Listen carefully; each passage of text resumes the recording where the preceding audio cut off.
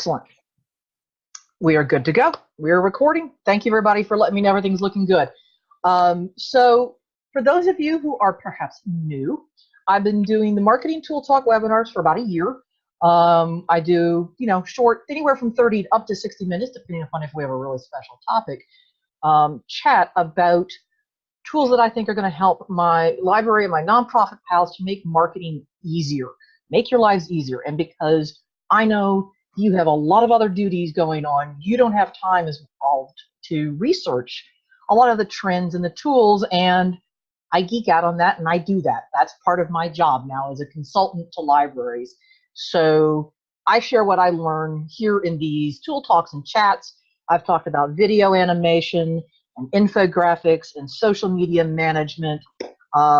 We've got one coming up actually on more infographics and design tips coming up in March. I have a special guest coming to talk Instagram with me in April, because the only thing I share on Instagram is pictures of food and wine. So, and sometimes books. So I need to get help on that, just like I'm getting help from Stacey today on PR. And I share that here with you guys. So let's see, I wanted to put the screen share up on, but then I did that and then I couldn't see all of you and the chat window on the other screen. So, this is a little clunky, but it works. So one thing for those, again, who maybe haven't shown up to one of my webinars in the past, we've got a lot of great new attendees. Thanks for coming. I'm a columnist for Information Today. This is going on the 3rd year now. And also here it is, most recent issue. I write a marketing tools and hacks column for Information Today. I'm also pleased that I was asked by Mark Aaron Polter to be on the advisory board and the communications director for the open access peer-reviewed Marketing Libraries Journal. The first issue came out just around December, before the beginning of the year, and the call for papers and proposals and columns is open for the 2nd volume or 2nd issue that's going to come out. And I'm the volunteer president of the board of directors for the new nonprofit library marketing conference group, and we run the Library Marketing and Communications Conference. And I forgot to put the dates up on the schedule. For those of you who don't know, it is the only conference dedicated to talking all aspects of library marketing and communications. We will be having our 4th conference this year in November in St. Louis. We've been in Texas for 3 years. We were going to be in St. Louis. If you Google Library Marketing Conference, you will find our website, and it does have the dates up there. We have a new conference chair this year, and hopefully the call for proposals and sessions will be coming out really soon, but go ahead, check it out, save the dates in your calendar for November. Really, really excited about that. So normally when I do tool talks, I show you a favorite tool that I use. I show you a tool that's maybe, I think, new to you and one that I'm exploring more of. But today is different. Today we have a special guest, and Stacey doesn't know that I found this photo last night, and I cropped it. This is better than the photo that I shared on Facebook to Stacey. Yeah. Yeah, this one we're at least all dressed up at a party some 23 or 4 years ago.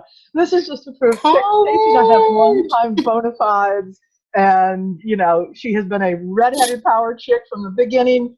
And, am I wearing a lei? Yes, you are. I don't even know what party that was. So, anyway, so this is awesome, and I just, wanted to surprise Stacey with that photo before we get into some stuff. So today's tips, we're talking about PR, and we're talking media relations, and I'm going to get spooled up and the inside scoop here. But before that, I don't know, I wrote part of this was inspired by the fact that we had a keynote at the LMCC in November who's a PR expert, and talked a lot about that some of it was how to manage on social media when you've got a library crisis, and, is it really a crisis, or was it a PR crisis, or was it just a crisis because you didn't plan in advance for things? And it really got me thinking more about what we can do better. And it also got me on part of my soapbox. And I wrote a blog post and put that out, and that's on my IntelliCraftResearch.com site. I have a big marketing pet peeve. And I don't know whether Stacey's going to join me on this one, but this is this is mine. And it's that PR and marketing aren't the same words. They don't mean the same thing. And no, thank you. Okay, good. Run safe. And I'm sorry, my library pals, it bugs the ever living daylights out of me that one of the most major awards in our field by ALA and LAMA is the John Cotton Dana PR Awards, when what they're really rewarding is some really fantastic marketing campaigns. And that even the stuff that my friend, Mark Aaron Polder does the work for the PR Exchange and then reviewing all your wonderful submissions for marketing collateral.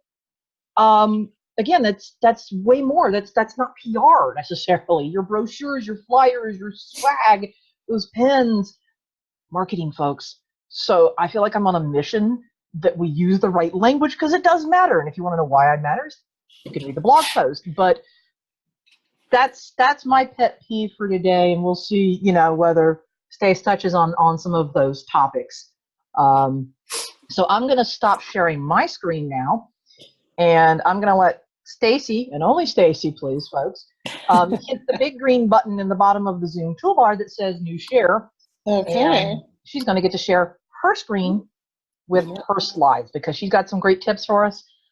She's going to, I know there's at least 5 things we're going to cover that need to be in your PR toolkit. She's mentioned things like, picking and selecting spokesperson. And I'm excited. And I know there's some really good stories. And I'll let Stacey give you a little more background on why I think she is perfect to be talking to all of my library pals today. Wow. Other than the fact that, redheaded goddess who I've known for 25 years. Did I wear LA with panache? Apparently. Exactly, just as well as you're rocking those. Even when I was in my 20s. Mm-hmm. All right, long going far away. Well, thanks, Jen. I appreciate it. And I'm so excited to be here with everyone. Before I put my screen up, actually, I can go ahead and do that real quick. Let's see here. And I am playing with this for the first time, so bear with me. Can everyone see my screen? Okay. Yep, I want to make that. Oh, I can. Perfect. Good. Okay, great. So, so again, thank you. I'm so excited to be here, and here is why. As Jen mentioned, I worked in PR, public relations, and communications for over 20 years. Primarily, my clients have been, I started in fashion and beauty, actually, in the New York City agency trenches.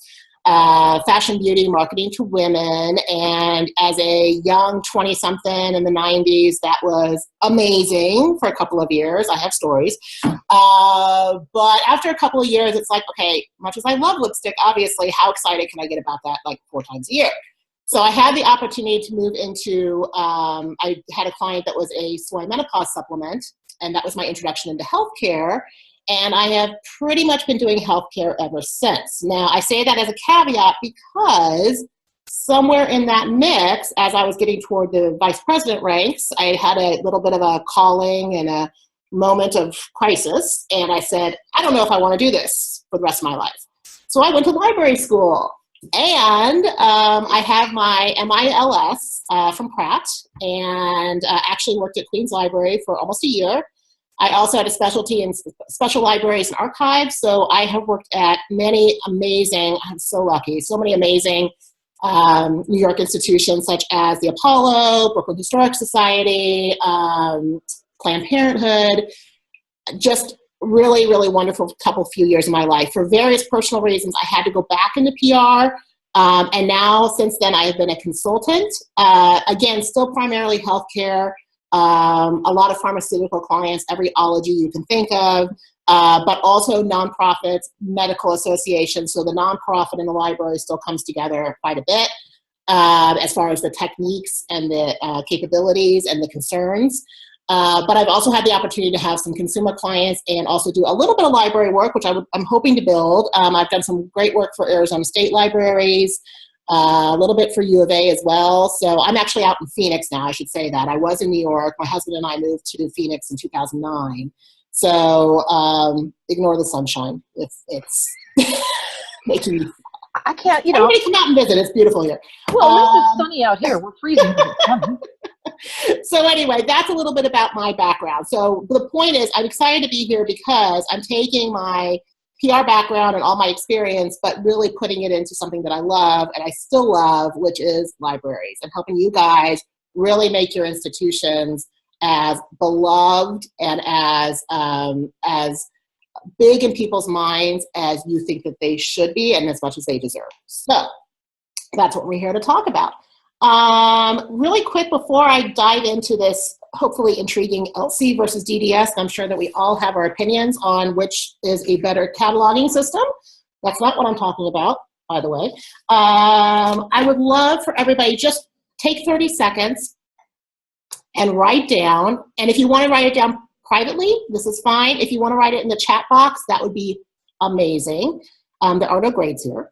Just think for a second and write down, just off the top of your head, why should, and I'm saying the media, and by media, I mean not just your traditional TV, radio, newspaper, but also social media, influencers in your community, whoever your constituencies may be, why should they want to pay attention to your library? Why do you think that they should care? And just a sentence or two would be great. Also, if you guys can note in the chat box if you are, what sort of library you're from, if you're public, special, academic, that will help me as well. I'm going to be talking a lot. I get the sense there's a lot of public library. I think that's what Jen said. What I'm talking about will be useful for everyone, but as I'm making references, I kind of want to know my audience. So.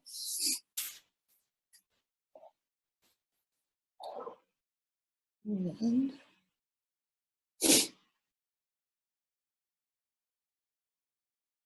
chat there. Now I can see the chat. Yay. Excellent. And I'll say, I think that's a really great question, because it's often the thing that's forgotten. And this came up when I was in Tampa teaching some marketing fundamentals workshops for the Tampa Bay Library Consortium, and while also spelling out the difference between advertising and marketing and PR, and I taught about storytelling and the fact that I feel like libraries nobody should be better at telling stories than libraries. It's literally our forte. And yet we don't always excel at telling our own stories. And that includes to the media, and that includes on social, and that, and that's important in terms of releases and a hook that, if you get back to thinking about stories, and stories, the essence of the library, and forgetting that there's so much that we know about what goes on and why we matter and why your library matters in your community. I think we sometimes assume that, well, everybody knows that, right? Everybody knows that. And we're going to talk about that in a second. Oh, that's a great segue. Maybe it's because I happen to have read the slides. Hey. Maybe it's because this is also something I truly, truly, firmly believe. So yeah, absolutely. Excellent. So thanks for those who are sharing. So I'm not gonna read. I see that folks are putting out some really good, thoughtful ideas. And please, if you're finishing, please continue. That's fine. We're going to come back to these reasons. I just wanted folks to have in their minds why it's important. And hopefully over the course of this presentation, you're going to see why you need to make that more resonant with your audiences. So we'll get to that in a second. So to dive into the presentation, why are we here? Hopefully, aha, here we go. Okay, so why are we here? It's not Library Congress which is doing. The way that I like to look at PR for libraries is you could either be on one of two sides. You could either be on the LC side, which to me stands for lacking concern, or maybe even lacking control of what your message is to your audience, to your public, to your customers and patrons. And just as Jen just said, one of the overarching things that I've seen in library systems while I was in them, and then also still having a lot of friends in the library underground, which is a very useful underground, is that everybody loves libraries. We don't need PR. I mean, how can you not love a library, right? Or the not so, somewhat dangerous cousin of that idea, everyone should love libraries. We are an essential part of the community. Now, I believe that everyone should love libraries. Absolutely. But all of us here have devoted our lives to that idea. We've gone to school for that. We have dedicated our careers to it. We see day in, day out all the fabulous, fabulous resources and programs and items that we offer to our public. And that's whether you're academic, special, or public. You know, it just, the items change. The problem is that in folks' lives, in the general people's lives, they have so many things out there that they're worrying about. The library, it's comforting to know that it's there. Or if you're in an academic library, of course, you know, when it comes to, it's time to do a paper, it's time to do some research, then, okay, it's great that the library is there. But on those in-between times, are people actually thinking about the library? Are they shouting your praises to other folks saying, hey, go, you need to go? When it comes time for budget renewal, do you have advocates who are going to come out, not just people from your library, or maybe some of the folks that you have good relationships with, but are other people going to come out and actually, you know, advocate on your behalf and say, this is why. These are all the things. It's not just books, you know, and books are great, but it's so much more. So that is where PR can really make a difference, is changing that message, changing that resonance, changing your reputation so that folks do see the essence and the essential part of what you bring to the community. So switching from LC instead to DDS, which I like to call doing it differently for success. And if there's nothing else that PR people like, it's a clever acronym. So the idea, though, is that you can do PR. Obviously, a lot of folks here may not, maybe some of you are in PR communications and you've been brought into a library system. That's awesome.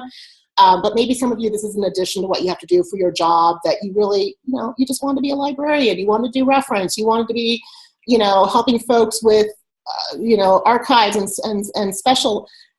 But all of a sudden you have to do PR. So what do? Well, we're going to show you some of the things you can do. And again, this presentation is going to be an overview, a 101. It kind of touches on all the various things that you can do and things that you need to be thinking about. But when you get into it, it does take time in the upfront, I'm not going to lie. But once it's done, it starts building on itself, and then it just becomes an ongoing process. So we'll talk about that in a minute. Oh, I forgot my clever cartoon. Sometimes you will feel like the Tasmanian devil, Lord knows I do. So what can PR do for you? Well, here's a hint. It is more than press releases. Unfortunately, a lot of folks out there in general think that all I do all day is write press releases and send them out to the media.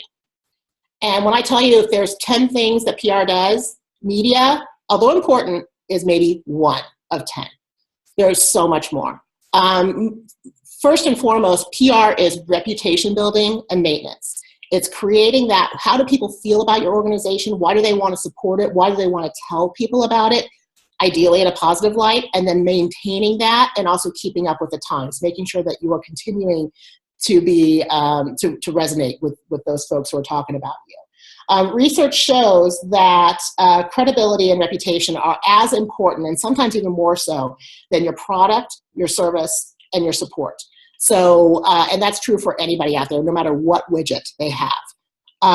You need to think about your own experiences where maybe you have a shop, for example, and you love this particular shop, or you love this online vendor, but you have a bad experience. You know, you got somebody on a bad day, or maybe what you ordered came in and it wasn't, you know, really what you thought.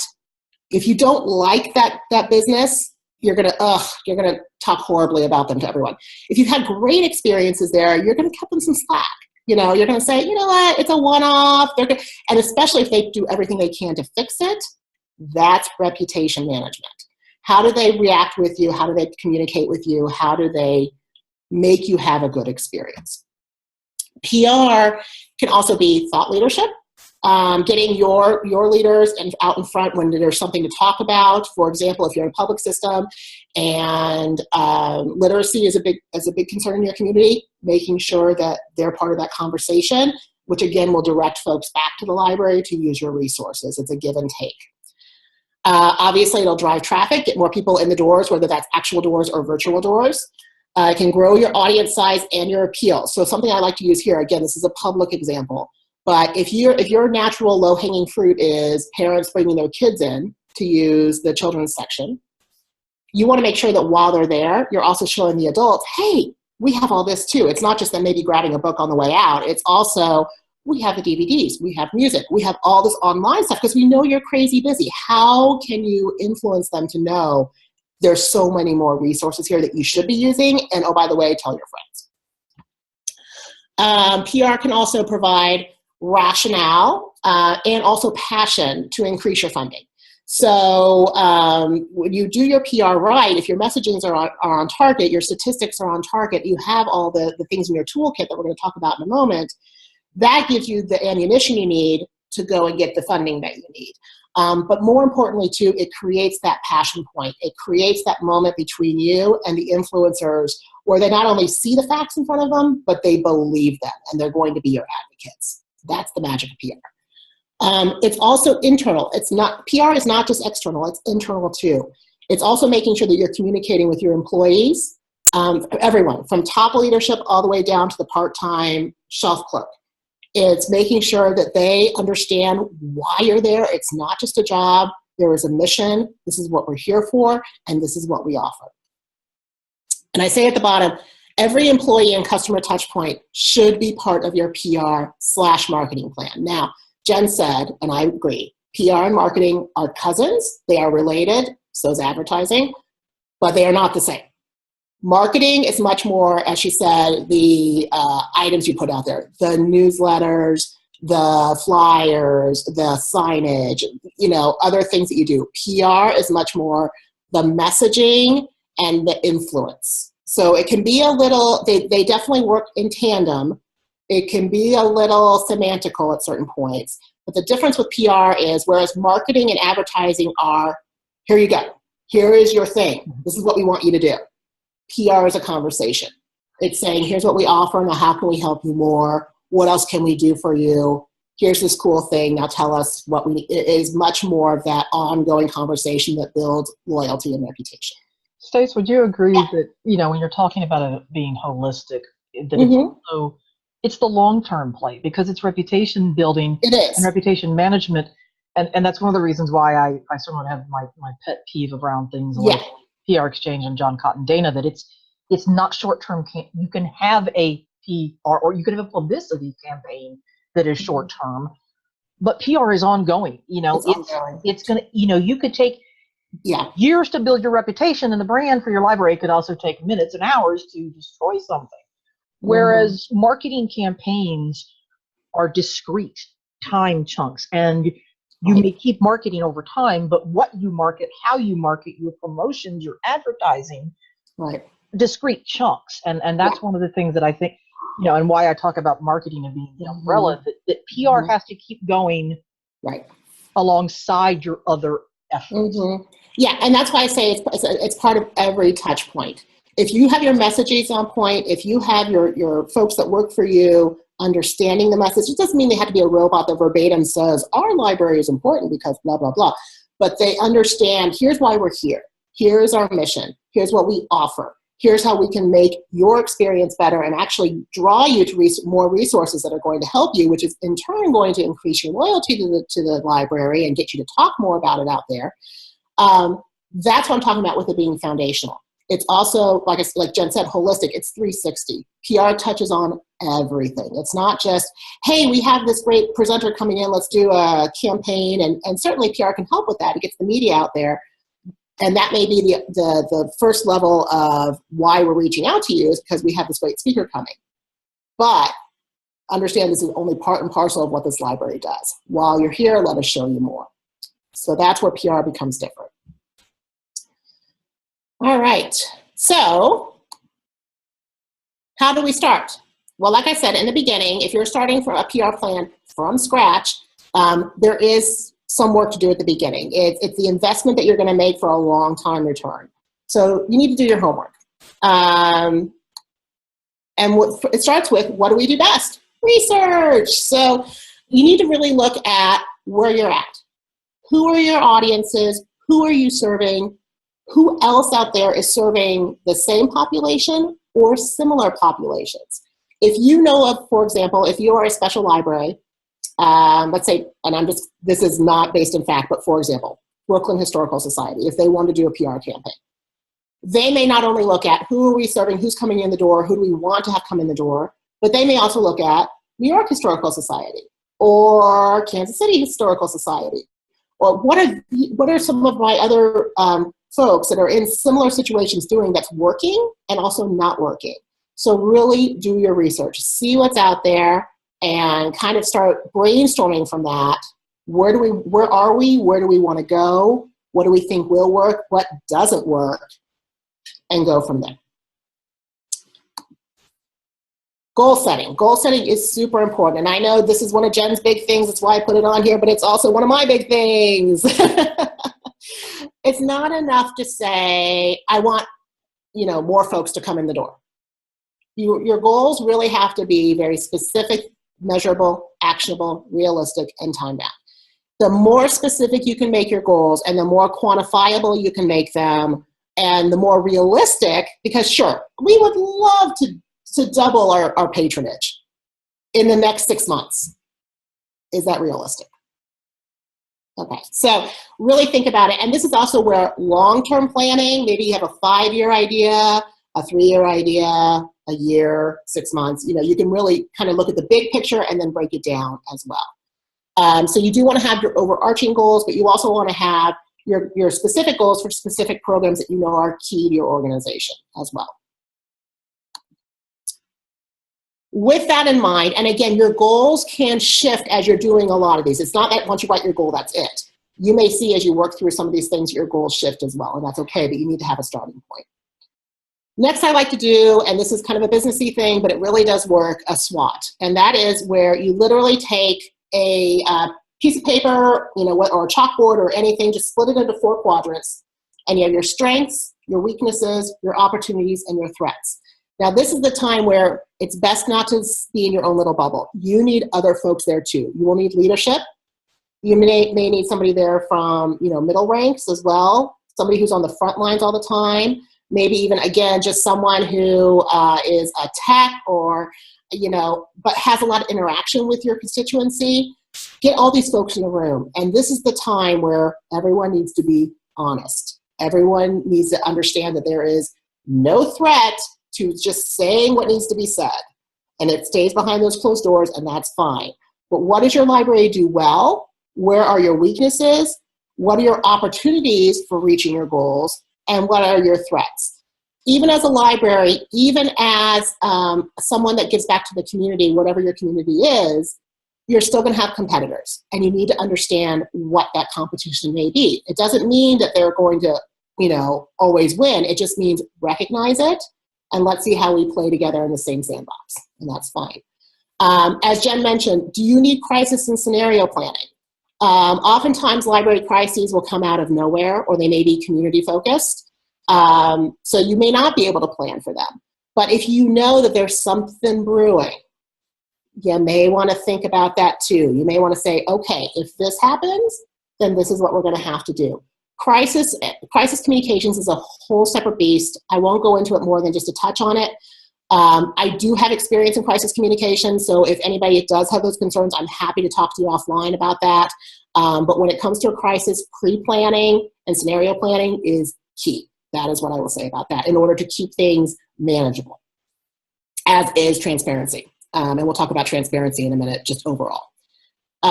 Mention know your allies and your detractors. Know who's on your side, who really passionately loves your library, and who's out there maybe saying, we give them so much money, I don't know why. You need to understand the why. And involve your staff. Again, that's top down. It's not just the leadership, it's everyone, and not every single person in your library, but make sure you're taking a good sample of folks that will come in and tell you what's what. With all that information to hand, then you can start really setting your goals, which we've already started, but now really securing them, your goals / objectives. There's some argument whether goals or objectives are different. I tend to think they're the same, and for our purposes, they can be. But your goal, you need to understand the difference between goals / objectives, strategies, and tactics, and this does get confusing. Your goal or your objective is what you want to achieve. Your strategy is how are we going to make that happen? So if our goal is to get more people in the door, the strategy may be increase specific programming for folks in their 40s, folks in their 60s, and so forth. The tactics then are, what are those programs? What's going to appeal the most, okay? So it goes from the big picture to the, here's how we're generally going to do it, to here's how we're specifically going to do it. And it's key to go through that exercise, because then you will really kind of see how it breaks down, and you will also see, as you're building your tactics, what's actually going to be your touch points with your customers or with your patrons. You're going to see, aha, this goes back to that. And if it doesn't, and if your tactics don't answer your strategies and your strategies don't answer your goals, something's off. So really do go through that exercise, because it will help you keep on target. Define your audience or your audiences. Okay, for a library, particularly public, everyone is not your answer. Okay, I know in public libraries we like to think we serve everyone, and we do. You know, from cradle to grave, we do serve everyone, and that's wonderful. But you really need to understand what your key audiences are. Who's actually walking in the door, and who do you want to have walk in the door? Really define that down. And you can have your top audiences, your key audiences, and you can have your secondary audiences as well. That's fine. And then you can also have under that, you know, maybe everyone else. But really understand who's going to get you, from a PR perspective, who's going to get you and your reputation to the next level. And that's who you want to target. Within that audience as well, you also want to think about media. And nowadays, as I said, media is not just traditional media. It's certainly TV, radio, newspaper. That's important. But it's also social media. It's your local influencers.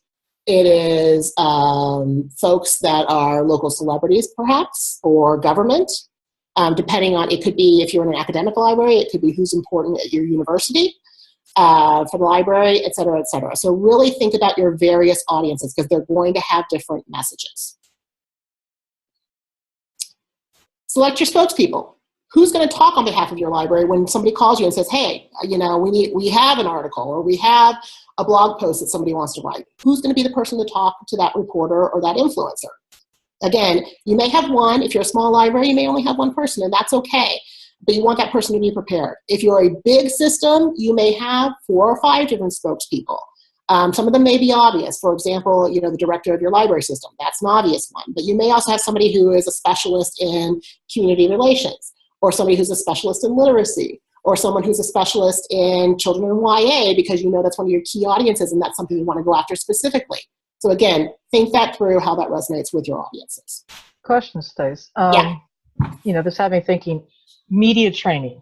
And I'm going to ask I'll put it in the chat, but I'll ask here as well. Yeah. Do any of the folks here who are attending live have media training? Do they know if any of their deans, their provosts, their library directors, library supervisors have had any kind of media training? Because I'm guessing that that's something that you would recommend for whoever is the spokesperson, that they at least have some bare bones of how to be as good spokesperson. Exactly. In an ideal world. In an ideal world. Now, if you're in an academic library, especially if you're in a big university system like Arizona State, you're going to have a whole communications department for the university that you're probably working in tandem with. And in that case, yes, they can provide those resources, or you can talk to them about how to get a media trainer in. Media training, especially for folks, well, it's one of two things. If you've never spoken to the media before, and again, media is an overarching term nowadays. It's not just your traditional, it's also your social. It could just be the mom who has a really super popular blog, you know, to the hardened, you know, hard-boiled journalist. You know, it could be, it's everything on the spectrum nowadays. If you've never spoken to media before, it's important to rehearse. And I like to think of media trainings really as media rehearsals. It's having somebody ask you the questions and having that chance to answer them, and then realize, ooh, I stumble over this, or ooh, you know, I see myself, this is the hardest thing. Having somebody record you so you can see how you present yourself, and then you have to watch it and go, oh, okay, I do this a lot, you know, or whatever. That's critical for somebody who's never done it before. It's equally as critical for somebody who thinks, oh, I've done media for forever, I don't need media training anymore. As soon as somebody thinks that, and believe me, I've dealt with CEOs and top leadership who say that all the time, they need media training, because inevitably that's where they get stuck. When they think that they know it all, that's where they get stuck. So The challenge with media training, if you're in a big system that has those resources, then great. Take advantage of it. Hire a media trainer. Give them your messages. Work with them. Let them do the training. You just sit there and observe and help out. If you're in a small library, maybe you're in a small special library that has a staff of 6 and you don't really have budget for it, what do you do? Again, this is something that I can talk to you about media training. It doesn't have to be a big, huge, elaborate production. Oftentimes it's as simple as giving them your messages, pretending you're that journalist, asking the questions, giving them some rehearsal. Something is better than nothing, and seeing how they present themselves. And then obviously, hopefully they can take the critique and really use it. It is a skill. I always joke that there is a reason why I'm on the PR side and not the media front side, because if I had to sit there, on my NBC affiliate and say something, I'd probably, it's easier for me to tell people what to do than to be on that side. It is a skill. So you wind up like, yeah, exactly. So thank you. At the end of the day, it's really about rehearsing and making sure that you're comfortable in that position and that you have your messages down. All right. And then speaking of messages, when you build your message track, and again, it can just be a simple Word document. It doesn't have to be anything super elaborate. I really like to break it down into 3 categories. You have your core messages. So that is your overarching, this is what we want folks to know about the library. And again, keep your messaging tight.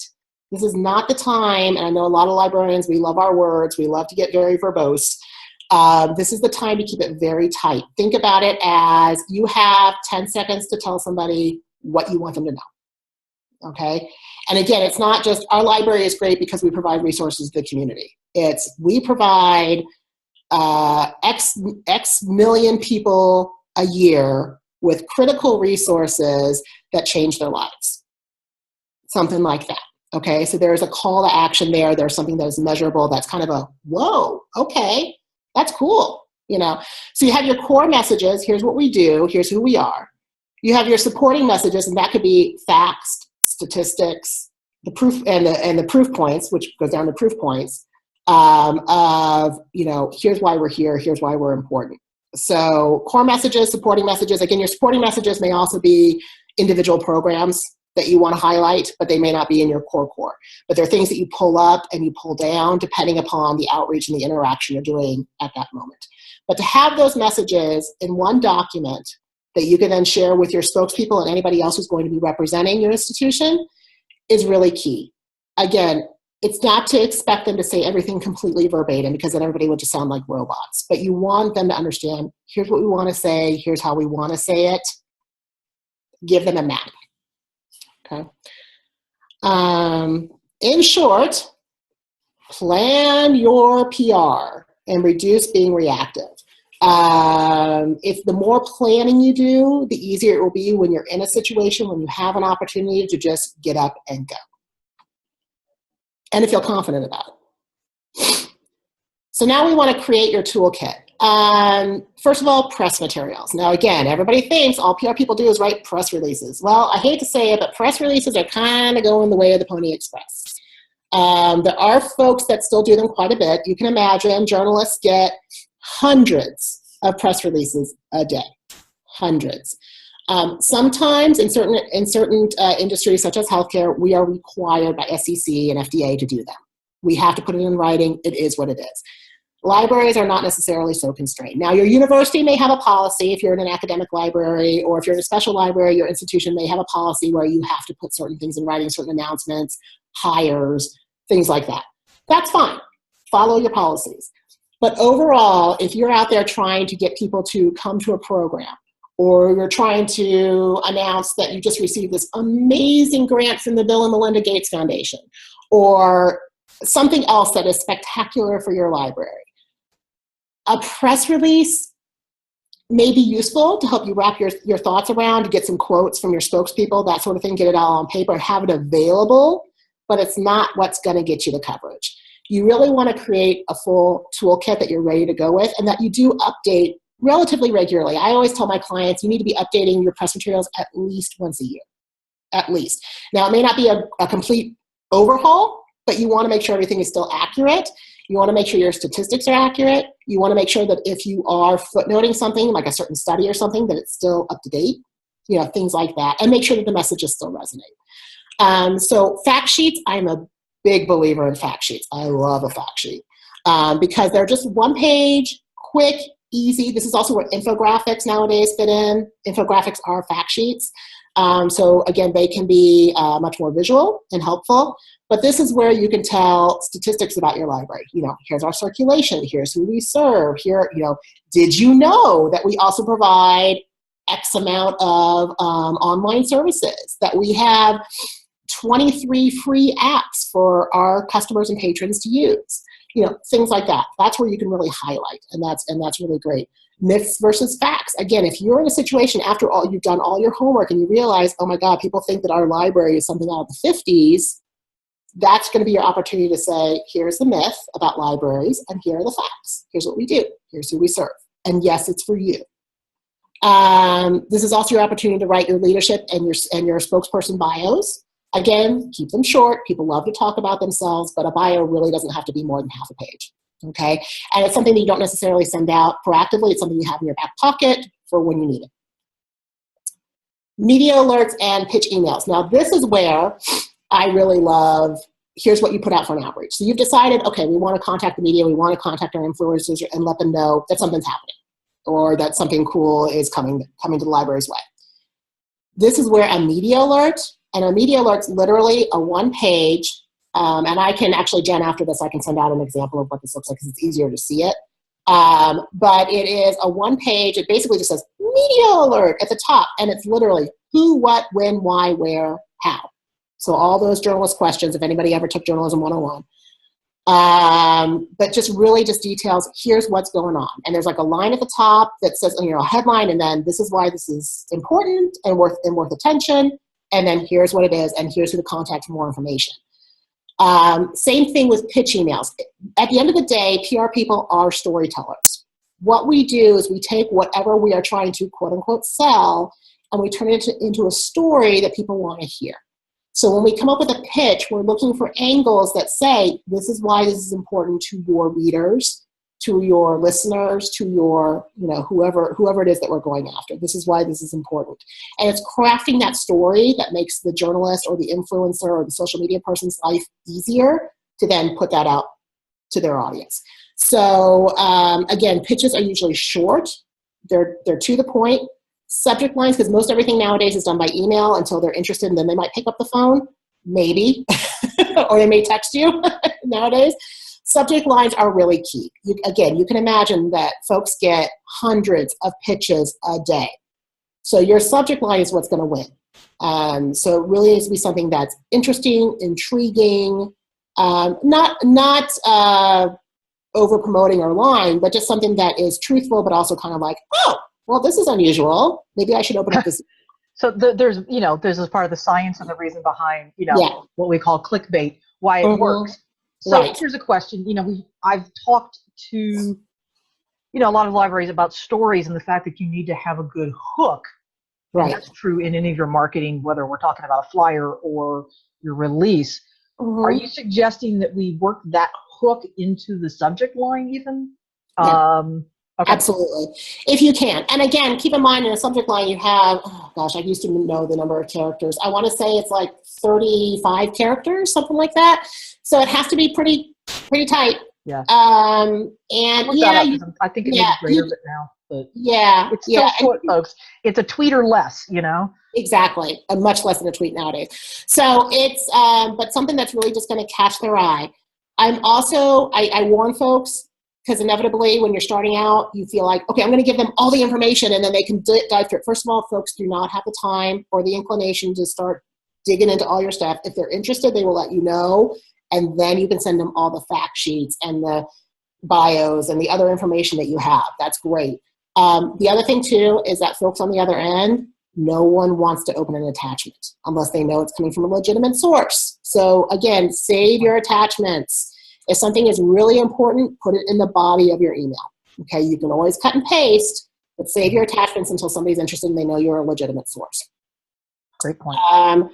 Social media posts. Again, if you're doing social media, first of all, think about the feeds that your institution has, Facebook, Twitter, YouTube, whatever you have. You want to plan your posts somewhat as your base so that you have that constant conversation, two-way street. You also need to have the permission, and this is going to change from institution to institution, to be spontaneous. There are many business feeds out there and many institution feeds out there that are just one way. And sometimes that's because of concerns that the institution has that they need to be able to approve, legal, so forth, wants to approve everything that you're saying. It's a hard place to be in because at the end of the day, it's a two-way street. So do what you can to be responsive, especially as a library.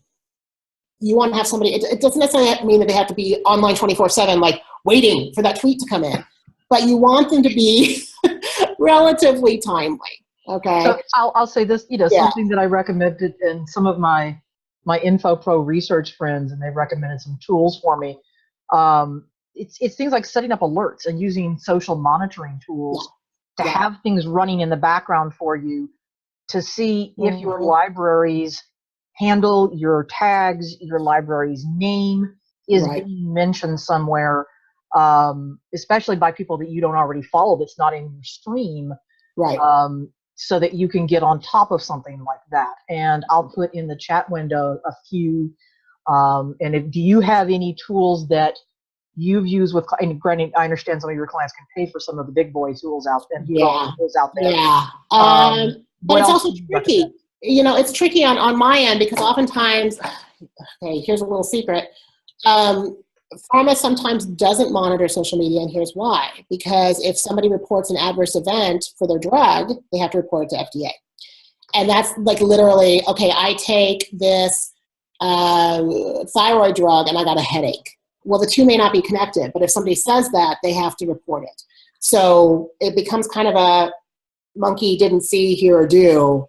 Yeah. And that's a challenge. The good news with libraries is you don't have that challenge. So, it's, I'm trying to think what would be good that's out there that's useful. I mean, Google Analytics obviously is key. Google Alerts is great. I started using TalkWalker alerts. Yeah. For Google Alerts. Yeah. Really talk to your folks who, and again, you may have somebody in your institution that is a digital expert. I will admit, as much as I love social media and digital, I tend to do more of the strategy side, and I have a digital team that helps me with that sort of stuff.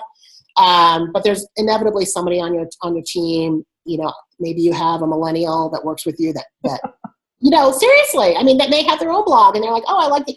It's a lot of it's playing around and figuring out what works best for you and your institution. So, but yes, tracking and understanding is really, really important. Even just a simple Twitter search, for your institution's name is going to show you a lot, or may show you nothing. And then you go, oh gosh, okay, what do we need to do? The other thing I would say with social media is make sure you're doing it for a reason. Don't just be doing it because it's the cool thing to do. Okay. Understand what your goals are, who you want to reach, how are we going to have this conversation? Because if you're just on Twitter because it's cool to be on Twitter, that's not a strategy. Okay, so really think through where you are, what you're doing, how is this going to help bring folks in and improve your reputation. And that's a whole other webinar, folks. But it is. It is. So, but again, social media posts, part of it's planned and part of it is responsive and being on key for that. Press releases, okay, they're fine, but do them sparingly. If your institution's putting out a press release a week or more, nobody wants to hear from you anymore because they're just being drowned in virtual paper. Okay, so really think about, is this something that is news that really warrants a press release? Okay. And make sure, and I always like to highlight this, make sure you understand what your internal approval processes and timing are. Again, if you're in a big institution, it may be that they need any press materials that you want to be able to make public, they may need 4 to 6 weeks to get it through the various people, the various cooks that need to have their say, make the edits, get it through legal, or it may be, oh, there's one person you have to give it to and they can do it in 24-hour turnaround, no big deal. If you need to understand what those approval processes are and timing, because you've got to build that into your plan. And also, I would say when you do that, ask them to, if there is an emergency, what's the plan? How can we turn things around if there is a crisis? Mm-hmm. Even if you don't think a crisis will ever happen, it's good to know that up front. All right. And now we get to talk about the media and influencers. Well, if you haven't guessed this already, relationships are everything. Again, this goes back to your reputation. The relationships you have, the good feelings that folks have about your institution and about the people that work there and what you do is going to make all the difference in the world. So who's on the beat in your community? Again, you can look at your TV, your print, your online, your radio, all those sorts of things, but also be thinking about social media, bloggers, other folks that are out there. Maybe you have some local celebrities who are just really prolific on social media and love to talk about the community and what they're doing and this and that. They could be an influencer. All right, so really stop and think. And again, this could be a really great brainstorm to have with other folks in your institution to kind of come up with ideas of, thinking outside the box. It's not just NBC and the radio station and this and that. Who else is out there? Those influences are everywhere. They could be community leaders. They could be folks in your local government. They could be folks in your institution that may seem to be disconnected, but maybe if you're in an academic library, this math professor is just super involved in the community, and okay, they're in math, but they do a lot of stuff. They might be able to bring people in as well. So really think outside the box as to where those influencers may be and make your lists. What other supporters do you have out there? Who's vocal?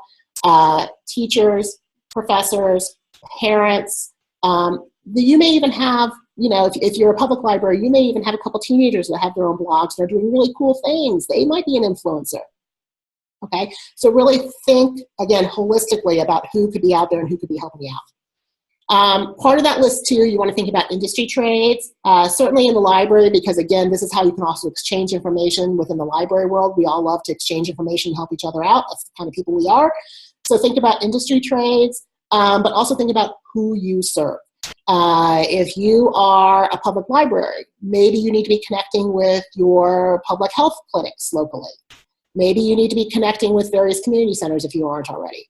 Maybe you need to be connecting with your local transportation centers. Again, these are all places where you can talk to people and see what commonalities you may have and where you may be able to help each other out. And also friendly neighbors. I once did a program, actually a vaccination program, but it was a community health center. And one of the ways that we got it out there was to go to our neighbors, go to people in the community, go to businesses, especially local businesses, mom and pop shops, and say, hey, we need your help with this. We're trying to get the word out about why this is important, why health is important, that this is available for free, that you can do this, that, and the other. Here's how you protect your kids outside of just getting shots. And they loved it. They wanted to be part of it. They wanted to be part of the solution. So maybe this is also a time to reach out to friendly neighbors, and again, your neighbors may be in public library, it may be the businesses around your various branches. In academic, it could be the various academic departments that maybe you're not quite seeing in the library very often. Or maybe it's, the student center or something like that. Special libraries, it could be, again, associated organizations around town where, y'all kind of know each other, but you want to get to know each other better. That sort of thing. I came up with a few ideas also of creative programming. So again, as Jen said, there's marketing, but there's also creative PR programming where you're trying to build these alliances, you're trying to get your messaging out. Don't forget that when you do programming, the unusual or the heartwarming, when you do an outreach, the unusual or the heartwarming will get coverage. Or tragedy. Tragedy will get coverage too. If it bleeds, it leads. So but all of those stress relief, the miniature horses and the llamas and the puppies at the stress relief events. Exactly. Oh my goodness, highlight the heck out of those, because I guarantee, and I have seen them on the media for libraries.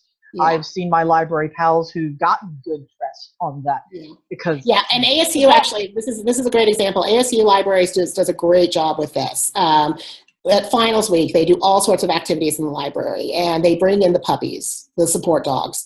They have basically, there was one year where they basically had a disco in the front of Hayden Library.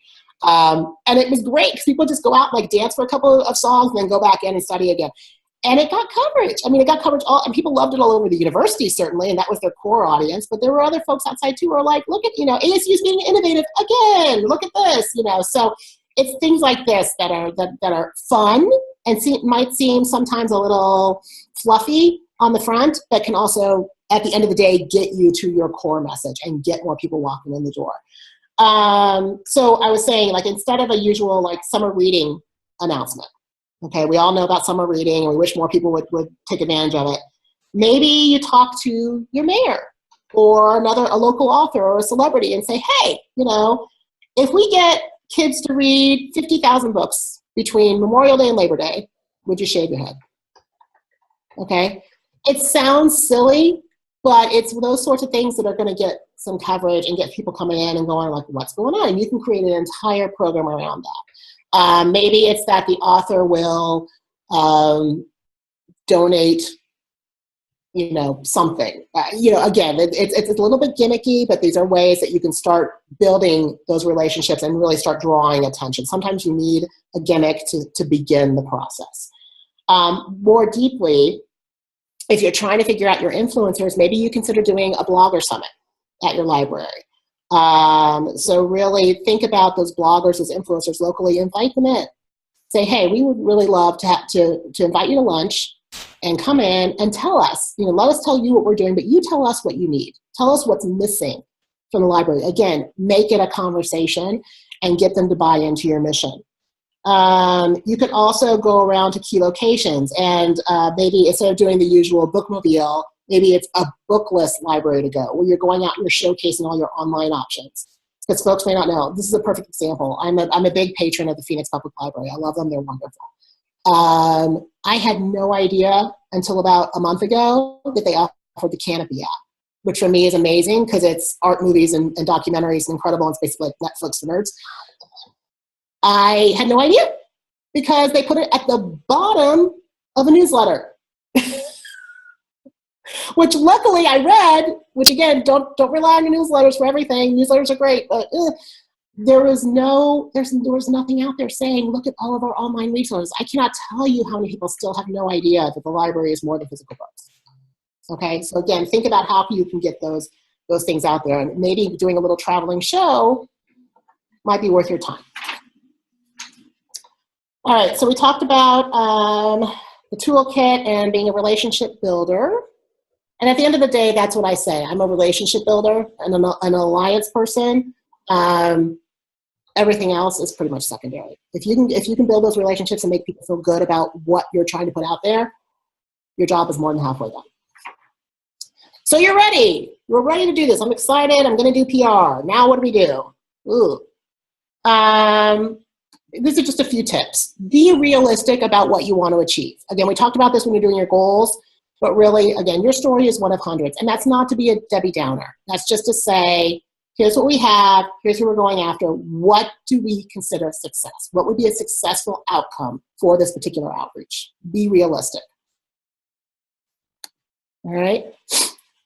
Never go to traditional media without real news. Now, it's one thing to go to your family reporter and say, hey, we're doing this amazing genealogy program. Here's why it's important. We're bringing in these folks.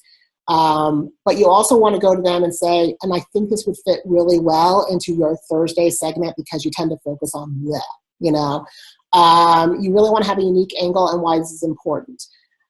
If you just keep going to them with every little thing that's happening at your library, after a time, they're not going to listen to you at all when it's important. So really, you want to go to traditional media when you have real news or something that's really going to resonate with what that particular reporter is trying to put out there. So watch the news. Figure out who's on your beat. Again, journalists' offices, newsrooms, and so forth are so condensed nowadays, unfortunately. It used to be there would be 3 or 4 people on each different beat. Nowadays, you have one person that's covering like 3 beats, if you're lucky. So you really do need to understand who's covering what are their personal interests, what do they like to cover, and how can your situation, your programs fit into that. Be their allies. Don't be an annoyance. Don't be calling them every day just because you have another, hey, we have a new hot pick this week. Okay. if there's something that's going to resonate, because, hey, guess what? We're bringing in the author of Fire and Fury. Okay, suddenly you got news, right? So think about that. Your goal at the end of the day as a PR person is to be a reliable go-to resource and not a salesperson. It feels like sometimes in PR we're being salespeople. We're not. We're relationship builders. And at the end of the day, we're trying to get people to think about our institution the way it should be thought about. So that's a big difference. Track your results. Really important. Figure out what your baseline is when you start, where you want to go, and make sure you're tracking. Measurement's going to be really critical for your leadership. You need to show that the effort you're putting forward is worth the time. It's return on investment. And after every outreach, no matter how small, take a moment, take an hour, gather your team, and do some key learnings. And again, this is the time to be completely honest. What worked? What didn't work? If we had known, hindsight being 2020, what would we have done differently? That's going to help you as you move forward. It's time well spent. And stay positive but curious. PR is fun. I mean, you know, it's easy for me to say I've been doing it for a long time, but there is a reason I've been doing it for a long time. It's because it's creative and it's fun. And you get to meet people and you get to just really do a win-win-win situation all around. So listen to what your audience needs. Ask the media and influencers how you can best serve them. So many PR people don't do that. They're just so constantly trying to get coverage that they don't take a moment and say, you know what? What do you need? How can I help you craft a story? It's a two-way street, right? It's a two-way street. PR is both ways. Yeah. It's not marketing. It's not push. Right. And if you are the nice PR person, it's going to take you very, very, very, very far. And be flexible and adjust. Be ready to go on the fly. Unfortunately, nowadays, PR can be 24/7. And sometimes you're just going to have to react and respond and but know who to call and know what you need to do to get your message out there. It's okay. God forbid you're ever in a crisis. It's okay to say, I know you want comment on this. We'll get back to you as soon as we can. Yeah. It's okay to take a pause. It's fine. Now get back to them. Make sure you do. But it's okay if you don't know. It's okay to say, we need a moment and we'll get back to you as soon as we can. We'll get back to you in the next 3 hours or something of that ilk. Totally fine. I just want to say, you know, if there's questions and stuff for Stacey, definitely throw them in the chat. And if so, we can also open up the mics. I want to appreciate that this has been so amazing that we are actually past the hour. Oh, good. But everybody's hanging here, and that's cool. But I want to make sure, you know, I think we're pretty close to the end of your slide, Stacey. Is that right? Yeah. I just have one more. I want to make sure you put your contact up, and I want to make sure that if folks have some burning questions, that they get a chance to ask you that. Absolutely. All right. So, in conclusion, can you do things differently for success? If you're here, you're already on your way. Okay, that's the good news. We are not born. I know some people who are completely born to do PR, and God bless them. But it's a skill set like anything else. So just take your time, use your resources, talk to folks, bounce ideas off people. At the end of the day, PR is about people. So if you say something to somebody and they're like, ooh, you may want to rethink it. And again, know who you can go to get those honest opinions. So be creative, be strategic, be willing to take a few risks, be reliable, that's key. Make sure you're that person who always gets back to people. Be on message, and believe that you can do this because you can. Just like us. Nobody believed in us. Sorry. So at the beginning, I asked everybody, and we don't need to go over this right now, but I did ask for you to write down why the media would want to pay attention to the library. I didn't have a chance to read over it, but I saw, just off the corner of my eye, I saw things like, we're a great resource for the community, or we're there for everyone. Those are good starting points. But again, I hope you can see now why you need to say, okay, I know this. Now, how do we get everybody else to do it? How do we quantify that?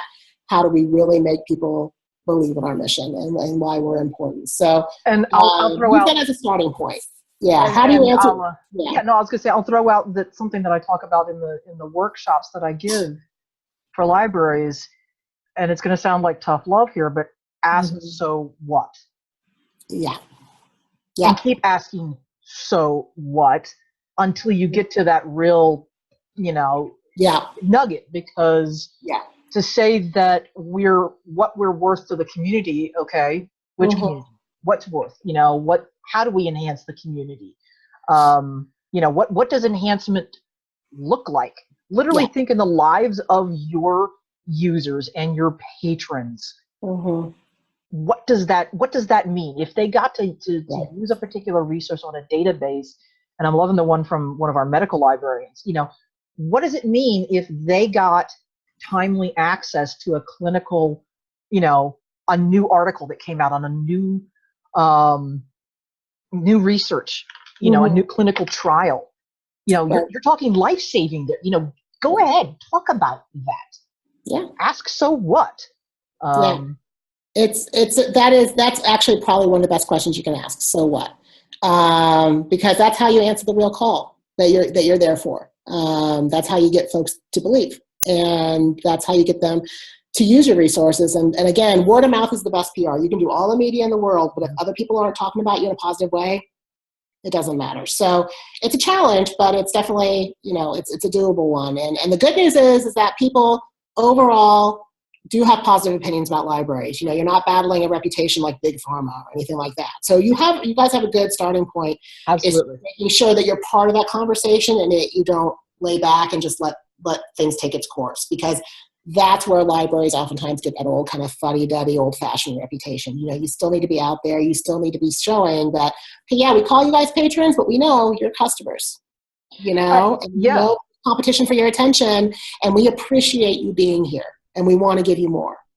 And I that's exactly it. I think that's one, and again, not to harp on the fact that I teach marketing to libraries and workshops, but that it's about having a plan and a PR plan, so that you as the library aren't reactive. You may have to be reactive if there's a crisis or something, but even then, as somebody mentioned in the chat, you can go ahead and plan for certain things, because certain things are going to be inevitable.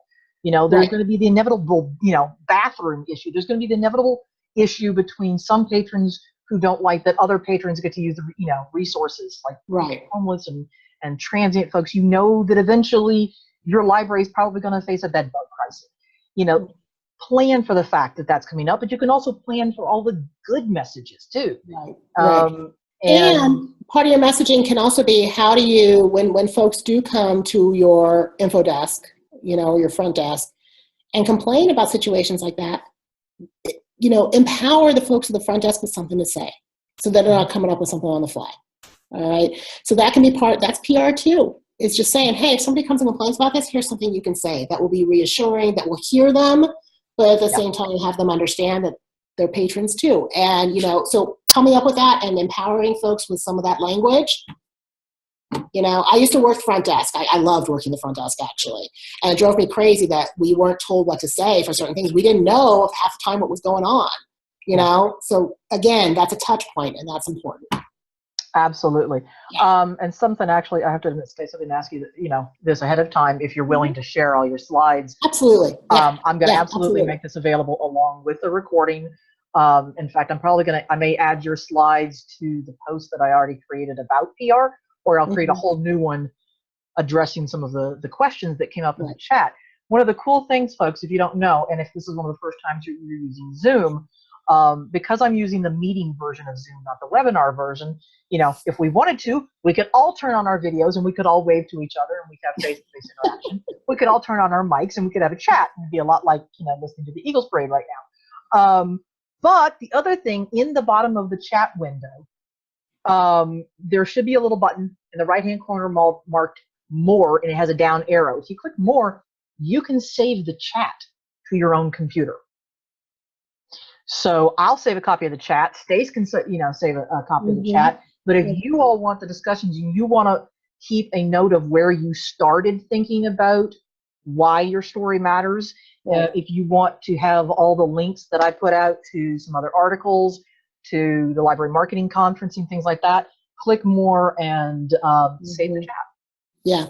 And I would say too, this was just obviously, and I'm sorry, I get chatty because I love what I do. You know, this was really just the tip of the iceberg. Obviously, there's lots more. So if you need help, here I am. Feel free, please. If anybody has any questions, feel free to email me or call me or text me. That's fine. If your institution needs some consulting help, obviously we can talk. I promise I won't charge you formal prices. But at the same time, I'm here to help. So really, if you have a couple of questions coming off of this that you just kind of want a clarification, whatnot, please feel free to email me. I'd love to help. Because Stacey's good like that, you know, and same with me.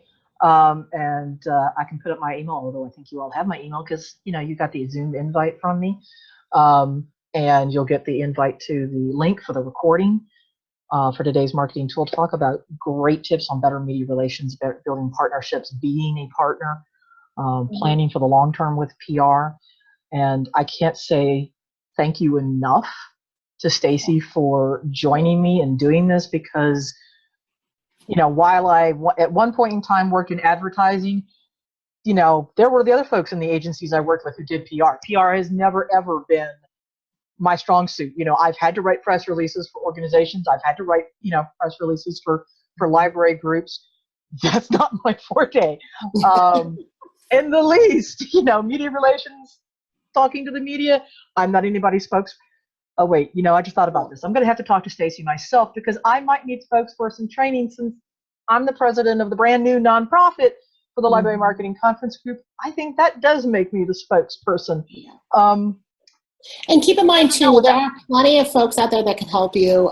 If you do decide, for example, you need a media trainer, drop me a line. I've got folks I can recommend. If you need somebody to help you specifically with media relations, I've got a ton of media folks out there that can help you pitch, et cetera, et cetera, et cetera. There are so many folks out there that can help you. You just want to make sure you get somebody who has a good reputation. So, you know, use me as a resource. Even if you're local, I know folks all over the country, actually all over the world, who can help you out. So, she's connected more so than I am, and I'm definitely. So I'm going to talk to. I appreciate now Carrie's giving the shout out to the Library Marketing Communications as the best conference. Thank you. I'd like to think so. The fact that it's grown nearly exponentially every year. You know, we had more than 350 in the Dallas area in November, and you know, we keep having to get bigger hotels. And that's another thing. If you've got an example, if you've had a great win, the best practice and a case study in terms of some really good PR wins for your library. Oh my goodness, watch out, you know, get on our email list so that you can join the call for proposals and come share that with your peers. I love the love the conference is getting. It's seriously become, you know, like I'd say my second child, but I don't have any kids, so it's like my first child next to my library marketing business. And I will also say that, you know, food is good. That we are exploring some new things, different, you know, like things like, are we going to be able to have a student rate? We've talked about now that we're a 501(c) nonprofit, we can raise funds to possibly have scholarships. That's great. So, which is great, but you know, it's also one of those things where I have to walk my own talk. We have to get better about doing our own PR. We have spread largely from word of mouth and the use of the ubiquitous library listserv and our own blog and our website and social media. But we have to be more intentional about that because we're talking marketing, we're talking PR, you know. So that's one of the things we've had a lot of volunteers come on for the conference, and that we're trying to get much more intentional so that we aren't reactive, because the conference is a lot like your library. There's all of us wearing a lot of hats. So Jen, I'm sorry not to interrupt, but before people run, I didn't know if anybody had any specific questions. Yeah. Well, they got me, and I've got time, so you know, folks are. And I've got Stacey's email, and I'm gonna ask 1 second. All right. Well, you know, I can't share your screen and my screen at the same time. Oh, here I can move off. No, it's okay. I want to make sure everybody had a chance. Is everybody a chance? And if not, I will make sure that you get Stacey's email and phone number if she's willing to share that when I send out the recording. Absolutely. And I'm just going to share. Oh, wait. Do you want to? Yeah, I just stopped sharing Stacey's screen. I Okay. have controls, I have the power, Perfect. apparently. And nope, that's the wrong part of my screen. You don't want to see that. Sorry. Hold on one second. Would you like to see my rainbow unicorns?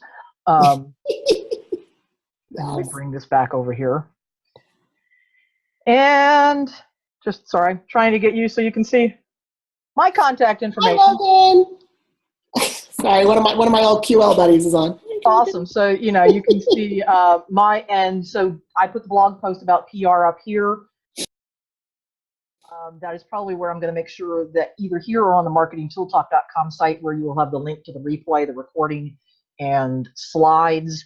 And I will talk with Stacey about finding either a Dropbox or a link to make sure that you all get access to any of those examples that Stacey talked about and that she is so generously willing to share and to help out our fellow library peeps. Absolutely. I think you all know. And if I can plug real quick, I believe your next one, Jen, is on infographics next month. Yes, it is. Yes. Okay. Everybody attend that one. Infographics are everywhere. They are so great. I love just a straightforward fact sheet, but if you can get something visual that is just boom, boom, boom and not cluttered, it is a skill. So it's awesome. And I will say that, you know, if anybody, probably nobody here subscribes, but if you do, I actually wrote an article that came out in the February issue of Online Searcher, also from Info Today, about graphics tools and infographics, and that's kind of spurred the webinar. Because you're right. I mean, I'm a visual person. I don't want to have to read as much. You know, writing 1,000-word blog post seems like it's a long thing anymore.